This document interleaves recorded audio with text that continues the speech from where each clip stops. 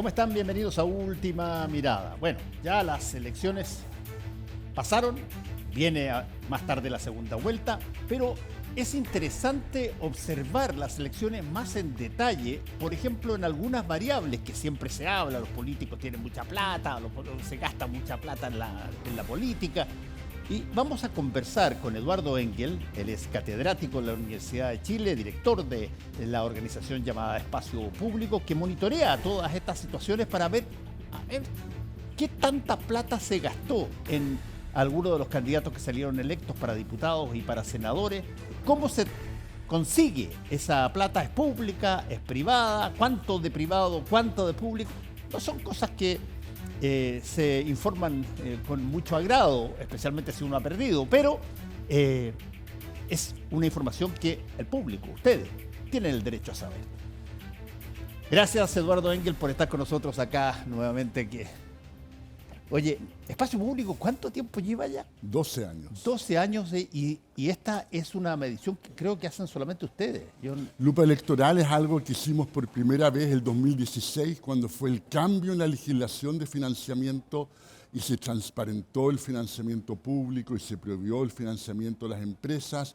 Y a partir de eso que decidimos hacer esta plataforma, invito a cada televidente a que vaya a lupaelectoral.cl y podrá encontrar cómo se financió él o la candidata a diputado o presidencial, porque votó el domingo pasado. Si es de fuera de la región metropolitana, también puede haber sido senador. Está toda esa información en la lupa electoral sobre financiamiento a nivel bien detallado, también las distintas fuentes, quiénes lo financiaron, etcétera. Creo que es bien importante porque hace poco más de 10 años no sabíamos quiénes eran los principales financistas de los candidatos. Bueno, ese es un tema muy importante porque siempre se critica la política por un montón de cosas, entre otras de que, bueno, tienen enormes sueldos, una serie de situaciones, pero la competencia para llegar a los escaños parlamentarios requiere bueno, una cantidad de apoyo financiero bastante importante, y viendo algunas de los montos que cada candidatura tuvo, yo creo que mucha gente se va a sorprender, ¿te parece? Hay candidaturas que tuvieron montos importantes y efectivamente en la lupa electoral, y probablemente lo vamos a conversar, están los candidatos y candidatas que tuvieron mayor financiamiento tanto a diputado como a senador y son montos grandes. Mira, vayamos a la primera tabla de los candidatos con mayores aportes. Estos son, primero a mostrar los diputados y después mostramos a los senadores. Bueno, si es que lo miramos por partido político, digamos, los candidatos de derecha tienen aparentemente muchísima más capacidad de generar recursos privados que los públicos. En diputados sí, en senadores es están mucho más parejo. En diputados, pero veamos, por ejemplo, los diputados. Ahí estamos viendo los diputados.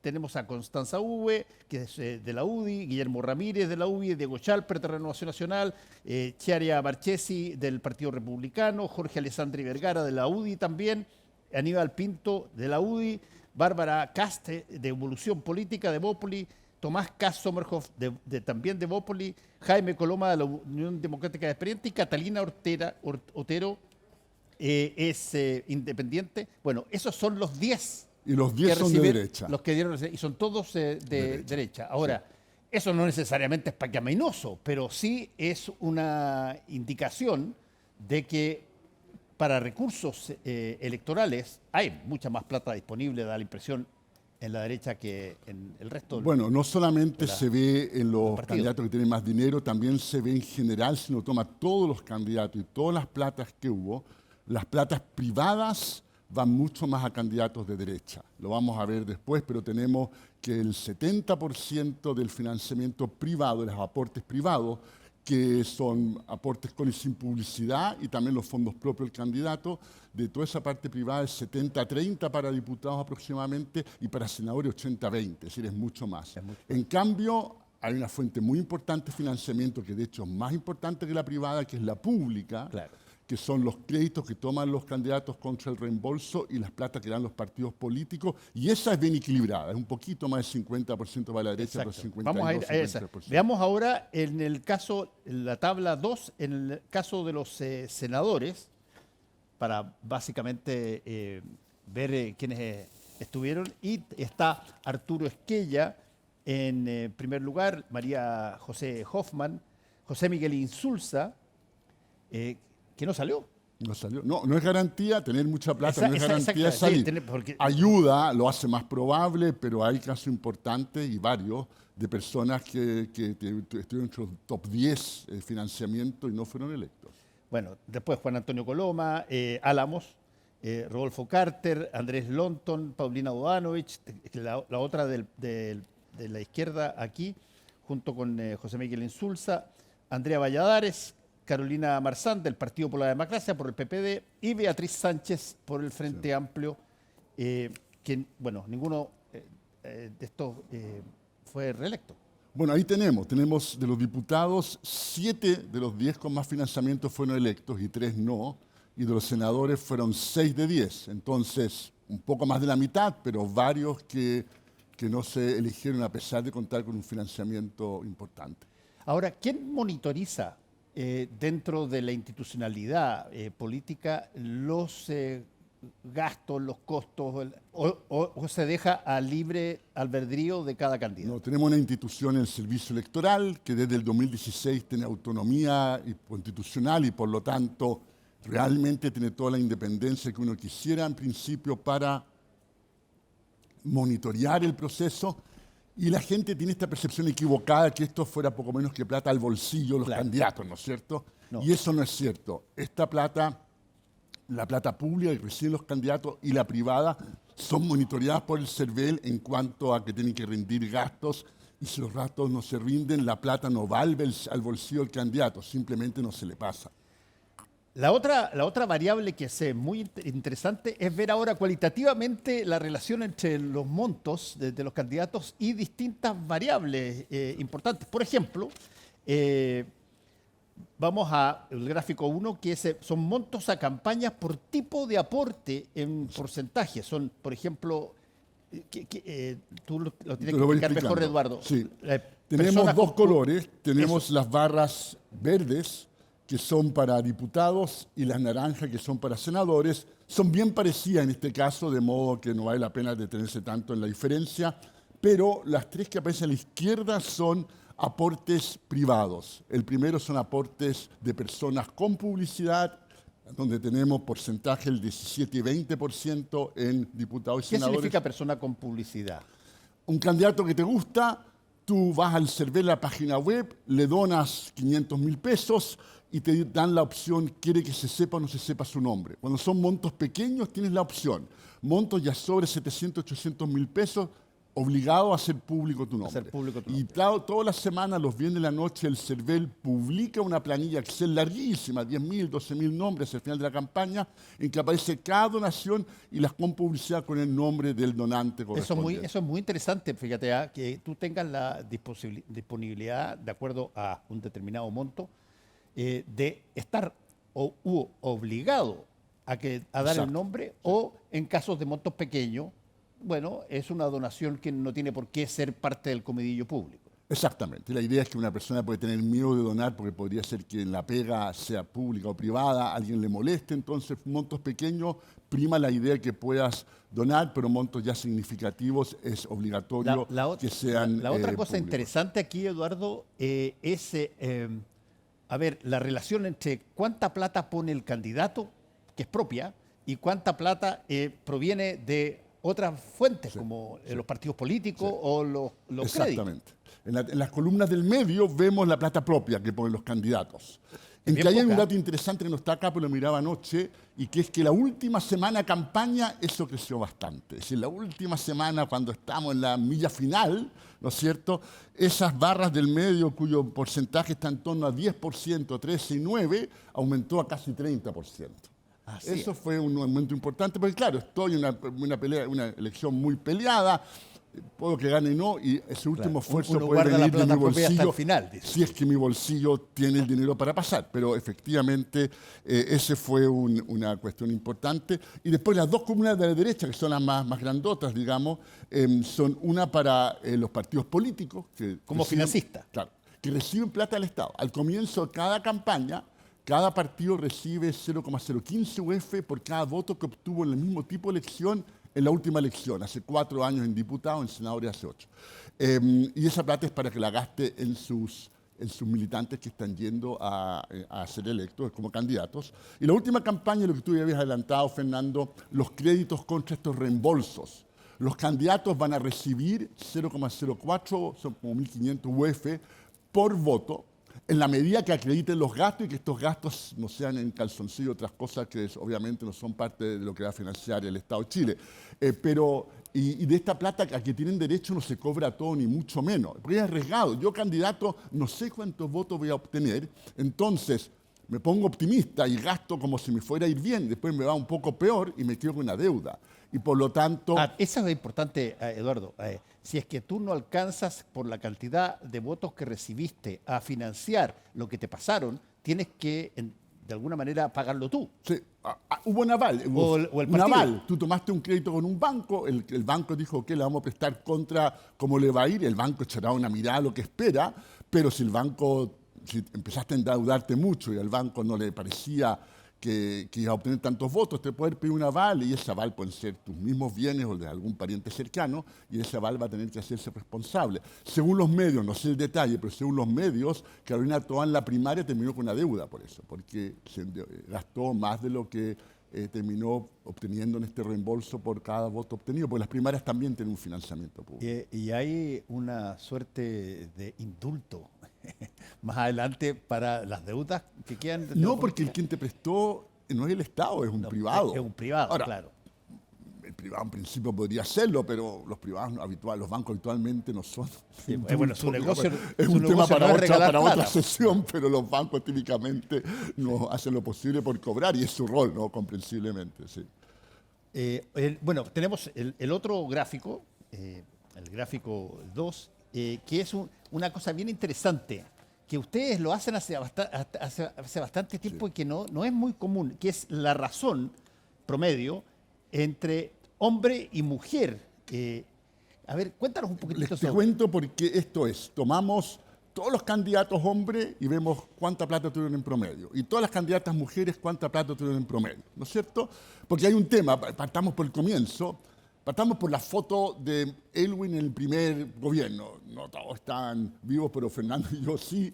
Y fue muy impresionante. Eran puros hombres, puros los hombres. ministros. Puros hombres. Entonces, nuestro punto de partida cuando retorna la democracia en Chile era un sesgo tremendo a favor de los hombres y en contra de las mujeres, una brecha de género muy, muy grande que se ha ido cerrando, pero que sigue habiendo una brecha. Es más chica que antes, pero sigue existiendo. Y lo que vemos acá entonces es lo que ha pasado con el financiamiento que va a la par de esta brecha, es decir, tienen que ver las dos cuestiones. Si miramos las barras verdes, por ejemplo, acá tenemos que para el 2013 en diputados el típico candidato hombre recibía casi el doble de plata que la típica candidata mujer, 91% más. Eso bajó el 2017. El 2021 bajó al 47% y la última elección se estancó. Es decir, la brecha había bajado en la elección anterior, pero del 2021 al 2025 los hombres candidatos a diputados obtuvieron esencialmente la misma ventaja por sobre las candidatas mujeres. Esto es bien importante y no es nada de obvio. En cambio, en el Senado siguió mejorando. En el Senado, que son las barras naranja o roja, no sé cómo se llaman para los televidentes, digamos, sí, partimos mucho peor, digamos, con más del doble de las platas para cada candidato a senador el 2017. Esto bajó a 89% el 2021 y en la elección que tuvimos el fin de semana bajó al 11%. Entonces esta brecha, 47% en diputados, grande, 11% en senadores, bastante más pequeña. Y un dato que no está en las tablas, pero que también es interesante y es parte de la literatura sobre esta brecha que tenemos de financiamiento por género, es que podemos hacer un cuadro parecido, y está en la lupa electoral, vayan a verlo, para los incumbentes, para quienes van a la reelección. Claro, y ahí el financiamiento es súper parejo. Ahí ¿Sí? el final sí, es parejo. A ver, no tiene eso, No, el sesgo prácticamente estás desaparece. destruyendo un mito político clásico que dice que el incumbente tiene siempre No, entre hombres y mujeres, los incumbentes tienen mucho más plata que el resto. La lista que tú mostraste ya, al comienzo estaba llena de incumbentes, porque el incumbente tiene una ventaja muy grande. Pero si tomo hombres incumbentes y mujeres incumbentes, y los dos que van a tener más plata que el resto, a ese nivel ya la brecha de género entre hombres y mujeres está prácticamente eliminada, que está bien chiquitita. Y por lo tanto, la interpretación de eso es que a las mujeres les cuesta llegar a la Cámara de Diputados o al Senado, pero una vez que llegan, lo hacen igual de bien que los hombres y por lo tanto la posibilidad de ser reelecta es la misma y también de obtener financiamiento es muy similar. Mira, vamos al gráfico, al tercer gráfico que tenemos, que es el porcentaje de mujeres electas por Cámara a través de tiempo. Y esto es interesante porque ver una foto de un día no necesariamente te entrega buena información.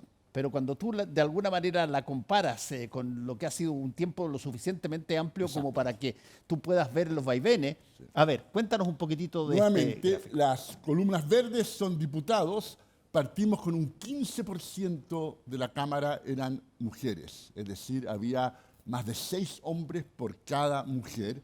Esto mejoró a un 22% y después sube fuertemente el 2021 en que llegamos a un 35%. Y la elección del domingo no solamente dejó de subir, sino que bajó un poquito. Sí, los números exactos son que elegimos 100 hombres hace 4 años y el domingo elegimos 103 hombres, o 55 pasamos a 52 mujeres. Esencialmente se estancó, pero eso es bien preocupante porque significa que la brecha de género es la contraparte de lo que vimos en delante, que es el financiamiento. Sigue habiendo más plata para los candidatos hombres y la brecha de género también se mantuvo en diputados. Ahora, las columnas naranja cuentan otra historia y vamos a ver después que uno puede explicarlo.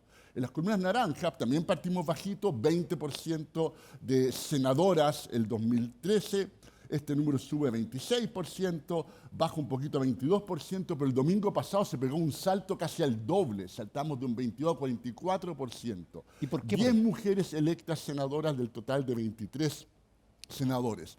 Mi hipótesis que lo que pasó acá, que por qué tenemos que en diputados se estancó y en senadores saltó al doble, porque de esas 10 mujeres electas, 4 eran diputadas. Es decir, el hecho de que tuvimos más diputadas hace 4 años permite ahora tener más senadoras porque es habitual que quienes van al Senado pasen inicialmente por la Cámara de Diputados. Y de los restantes senadoras electas, 4 eran diputadas y 3 eran senadoras a la reelección. Si tenemos 7 de 10, que es la historia típica, que una vez que tienen la oportunidad, las mujeres lo hacen igual de bien, actualmente hasta mejor que los hombres, y por lo tanto las posibilidades de elegirse en algo más exigente como es pasar de diputado a senador o reelegirse son más grandes. Vamos entonces ahora a... Esta es la seria, porque es a ver, ¿dónde está el origen de los aportes para la elección de diputados? Estos por partidos de izquierda y derecha, básicamente la derecha son los amarillos y la izquierda son los verdes. Efectivamente, entonces vemos que ahí tenemos 2 conjuntos de barras. A mano izquierda comparamos todo el financiamiento de origen privado y vemos que la barra amarilla-naranja es bastante más grande que la verde. Sí, esencialmente, claro. Esto en la Cámara de Diputados, digamos, el 71% y fracción del financiamiento privado, que principalmente aportes de personas, va a candidatos y candidatas de derecha y el 28% restante a la izquierda. En cambio, el financiamiento público es bien parecido, un poquito más para la derecha, pero es básicamente un 53%. Ese financiamiento público son nuevamente los partidos políticos y los créditos contra reembolso. Y los créditos contra reembolso. Okay. Entonces vemos una diferencia muy, muy importante en que el financiamiento público empareja la cancha, tanto entre derecha e izquierda, como entre hombres y mujeres. Recordemos que el financiamiento público es esencialmente proporcional a los votos que obtienen los candidatos. Es decir, Claro. es un financiamiento arbitrario y que es fiscalizado por el CERVEL. No es una plata que los candidatos van y viven de eso, a costa de eso. Es una plata que es para el gasto de campaña o en el caso de los partidos, para lo que hacen los partidos, etc. Y por lo tanto, el financiamiento privado tiene un sesgo que favorece a los hombres y favorece a los partidos de derecha. En cambio, el financiamiento público igual a la cancha y tiende a equilibrar. Dime una cosa, Eduardo, este tipo de situación como la que estamos viendo y que no necesariamente mucha gente conoce, pero está disponible para informarse, este tipo, ¿cómo se compara con otros países? Hay algunos países que tienen, llamémoslo así, la fórmula que a ti te parecería perfecta para poder generar de alguna manera una relación informativa sobre lo que corresponde a financiamiento privado, público, cuánto cada ganador Bueno, en ese recibió. tema, en el tema financiamiento, yo creo que Chile el 2016 se acercó a la experiencia de la mayoría de los países desarrollados. La gran excepción es Estados Unidos, en que el financiamiento privado, lo hemos visto, Elon Musk le pasa 500 millones de dólares a Trump y después obtiene favores para su empresa de una forma totalmente pública y no pasa nada, ¿no es cierto? Un financiamiento, un país en el cual la importancia que se da a la libertad de expresión es tan grande que al final termina siendo unos pocos millonarios que pueden, o billonarios que financian un candidato. Pero en Europa es principalmente financiamiento público, que es la realidad chilena también. Ese financiamiento público cuyo objetivo es que la política necesita recursos para funcionar, que esos recursos deben ser proporcionales a las preferencias de los ciudadanos y que queremos fiscalizar de que eso se gaste en tener campañas equilibradas y que también nos informen a los ciudadanos sobre las candidaturas. Ahora, dime una cosa, Eduardo, este financiamiento privado y el público, pero es el financiamiento de las campañas, ¿dónde se invierte más? Si tú tuvieras que segmentarlo por, qué sé yo, salidas a recorrer el territorio, si es que tiene que ver con alguna otra situación particular.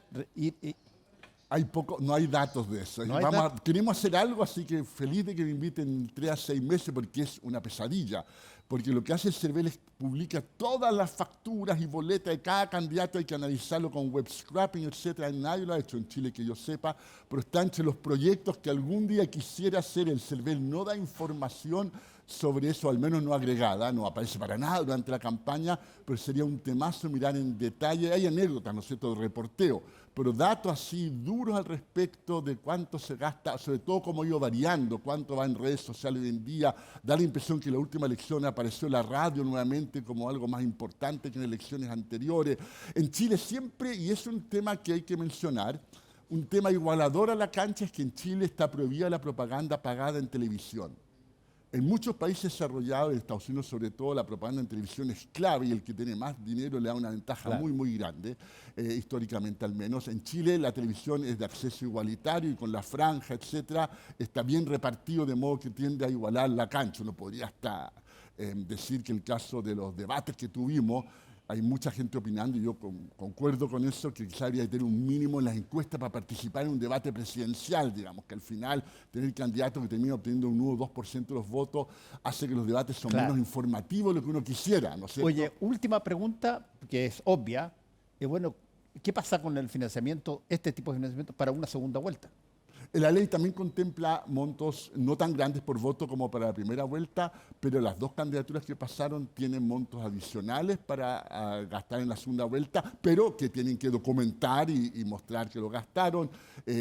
Claramente es probable que no terminen gastando todo lo que tienen derecho, pero hay un monto contemplado adicional para la segunda vuelta para cada uno de los 2 candidatos que van a estar. Esto se puede encontrar, tú lo dijiste, ¿dónde? Lupaelectoral.cl están las mismas gráficas que les mostró Fernando y muchas más que por motivos obvios no alcanzamos a ver.